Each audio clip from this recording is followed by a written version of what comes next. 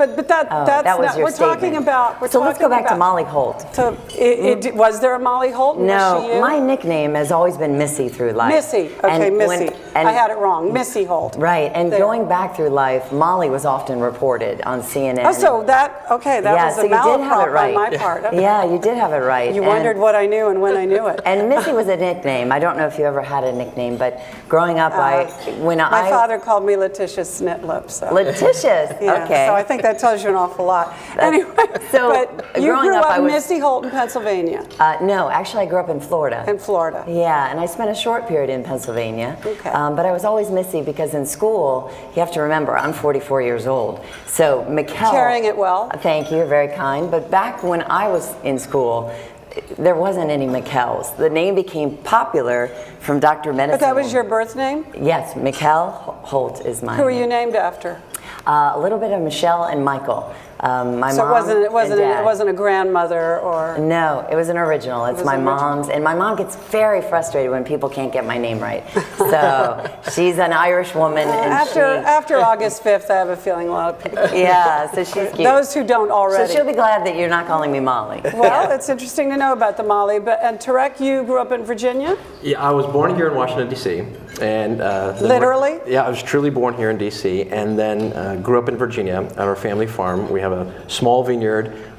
We started with 1 acre. It was a hobby, and I really best describe it as a hobby gone mad. 1 acre led to 2, 2 led to 5, 5 eventually led to 100 acres that we planted. And it's all vitis vinifera. It's Chardonnay, Cabernet Sauvignon, Cabernet Franc. We make a sparkling wine. It's rated top 10 in the world. But we make it the true Methyl Champenoise method, which is the same method they utilize in Champagne, France. But it's outscored the biggest names, Dom Perignon. Your family bought the vineyard in when, the 70s? No, my father and I planted the vineyard in the 70s, in the late 70s, and then we opened the winery in 1980 as a commercial winery. Mm-hmm. We were the 5th winery in Virginia at the time in the Commonwealth, and now there's over 150 wineries in Virginia. So the whole industry has really blossomed. But my dad and I really planted the vineyards together. My mom ran. Your father's deceased. No, my father's living. He's living. He's living. He's got. He has Alzheimer's. Yeah, and it's a sad challenge, sad disease. You really technically, a doctor. I'm sure there's many in this room. A doctor would tell you don't have Alzheimer's until unfortunately you pass. Yeah, so it's dementia up until that time. You have siblings? I have a stepbrother. Mm-hmm. Yeah. When did you first get on a horse? I first got on a horse when I was 8 years old, living out in Hume, Virginia, in Fauquier County, just north of Warrington. And then I got addicted to polo by a gentleman, Colonel Billy West, who lived in Warrington. In fact, that farm name, you might know it, Yonder Lee. My family lived there. I never did, but I know the areas you're talking about. So Colonel Billy West was an Army cavalry major, and out in that area of Warrington and Front Royal was actually our last cavalry post for the United States Army, and now that's owned by the Smithsonian Institution. So all the from the giraffes, the zebras that you see coming in the zoos, they go there first before they go to the zoo. So that. I got addicted to horseback riding and polo, at a young age. Did you ride horses? No, not until I met Tareq.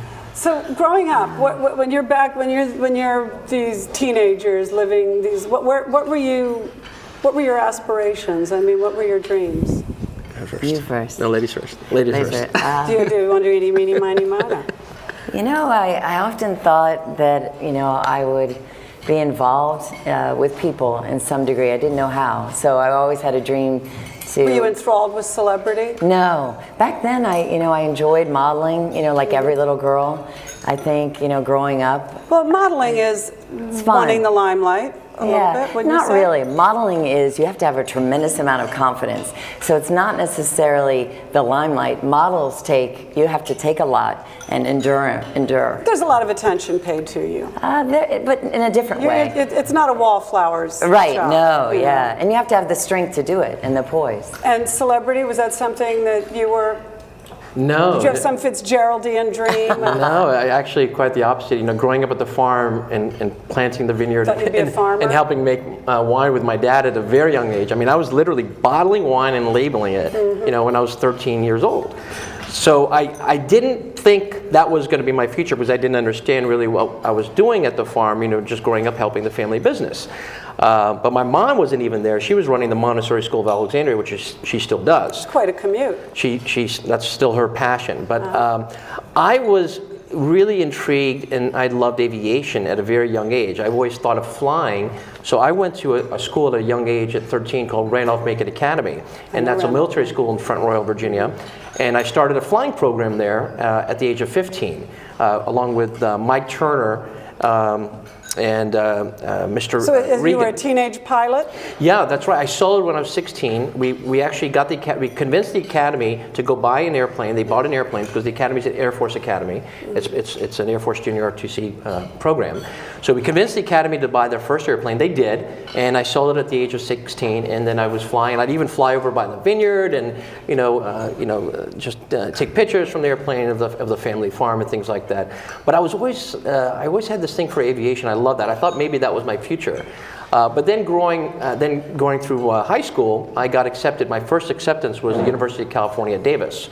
And UC Davis is probably, it's the Ivy League of enology and viticulture in the world.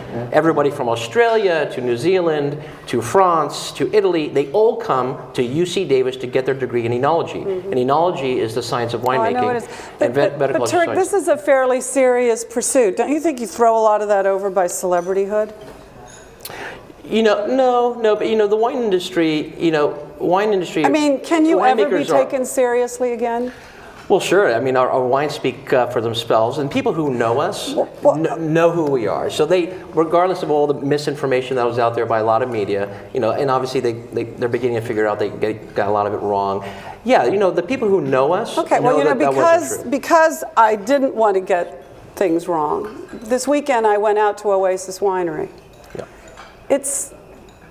Tareq, the vines are dead. Yeah, It's no, not open. There's weeds coming up to the parking lot. Did you see a sign that said closed, Carol? No, the Yeah. gate It's not was open. wide open. Yeah, the gate's open. No, The gate and was it has wide open. the gate's open because we're working. But Michaele, it's a serious point. It is. Because it is a serious point. It needs to be addressed seriously. Because the PR that has just come out about you for Real Housewives talks about the thriving winery and that you're romping around on your horses with your dogs.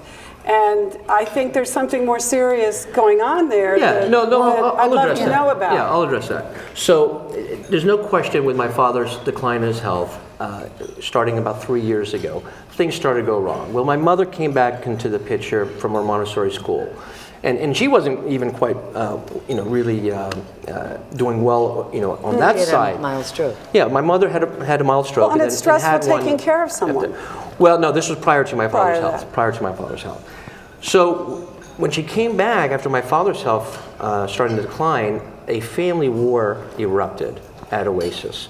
And I could talk hours about that. I think it's been heavily reported too. There was lawsuits flying back and 30 forth, seconds. right? And every family has some dysfunction or pain in it. Every family does have So you can problems or dysfunction within their own family, and that is the story of Oasis. I mean, we had this huge family fight, this feud about who and how to take care of my father's health. My mother wanted to put him away in a nursing home. Right. He didn't. He always told me he wanted to make sure he lived and died at the vineyard. He did not want to go to a nursing home. So he gave me, prior to that, the power of attorney for the entire company and all of his business affairs, which is very typical for that part of the world, the old world, from the Middle East. It's always father to son, not father to wife. Now that's very American. So it was important to him the legacy of Oasis keep moving forward. Michaele probably likes everything the American way. Well, that's absolutely fine. Yeah. But in this case, from father to son, this is what Dad wanted. He wanted to make sure the family vineyards stay alive and do well. But that didn't happen. Well, it didn't happen, but we fought for that. We fought for that, and at the end, we won that. Now, we won that in court last year in the circuit court level. Who owns it now? Right now, currently fully under control by myself and of course, but why are you letting it attorney. sit there in such ruin? Unfortunately, it's in bankruptcy, because it is in bankruptcy. We put it into protection. How much money are you going to need to get it back? Well, and that's I mean, it's an a lot of the interesting story vines because are dead. Actually, they're not dead. Actually, what you do to a vine, instead of maintaining, if you start to maintain a vine from the first beginning of the spring season when it starts to bud out, It's very important that you have to finish it, including all the spraying through the entire year. Do you and think harvesting.